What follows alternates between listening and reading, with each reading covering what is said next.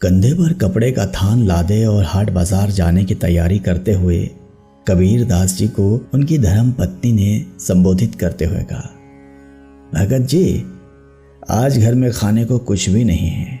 आटा, नमक, दाल, चावल, गुड़ और शक्कर सब खत्म हो गए हैं। शाम को बाजार से आते हुए घर के लिए राशन का सामान लेते आइएगा।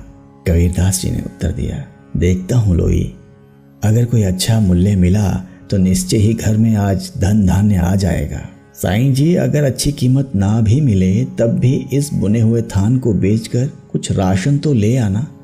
घर के बड़े बूढ़े तो भूख बर्दाश्त कर लेंगे, पर कमाल और कमाली अभी छोटे हैं, उनके लिए तो कुछ ले ही आना। बाजार में कबीरदास जी को किसी ने पुकारा, वाह साईं, कपड़ा तो बहुत अच्छा बुना है और ठोक भी अच्छी लगाई है। तेरा परिवार बसता रहे। यह फकीर ठंड में काम काम कर मर जाएगा।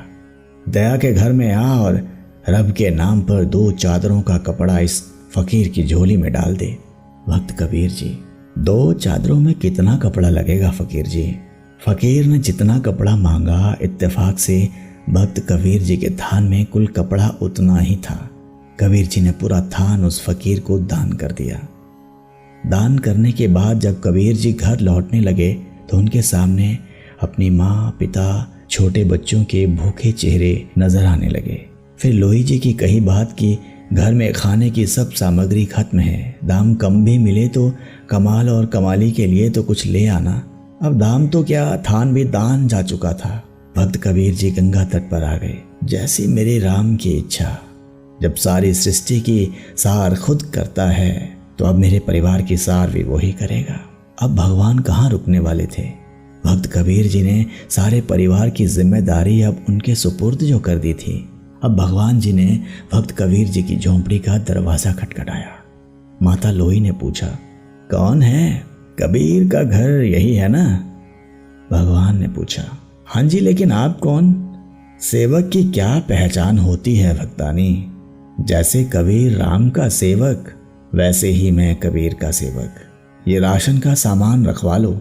माता लोई ने दरवाजा पूरा खोल दिया। फिर इतना राशन घर में उतरना शुरू हुआ कि घर के जीवों की घर में रहने की जगह ही कम पड़ गई। इतना सामान कबीर जी ने भेजा है? मुझे नहीं लगता। माता लोई ने पूछा। भगवान ने कहा, हाँ भक्तानी, आज कबीर का थान सच्ची सरकार ने खरीदा है।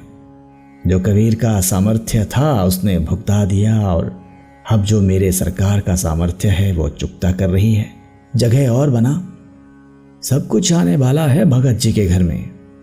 शाम ढलने लगी थी और रात का अंधेरा अपने पांव पसारने लगा था। सामान रखवाते रखवाते लोई जी थक चुकी थी। कमाल और कमाली कभी बोरे से शक्कर निकाल कर खाते और कभी गुड़, कभी मेवे देखकर मन ललचाते और झोली भर भर कर मेवे लेकर बैठ जाते। उनके बाल मन अभी तक तृप्त नहीं हुए थे। भक्त कबीर जी अभी तक घर में नहीं आए थे, पर सामान आना लगातार जारी था। आखिर लोई ने हाथ जोड़कर कहा, सेवक जी, अब बाकी का सामान कबीर जी के आने के बाद ही आप ले आना।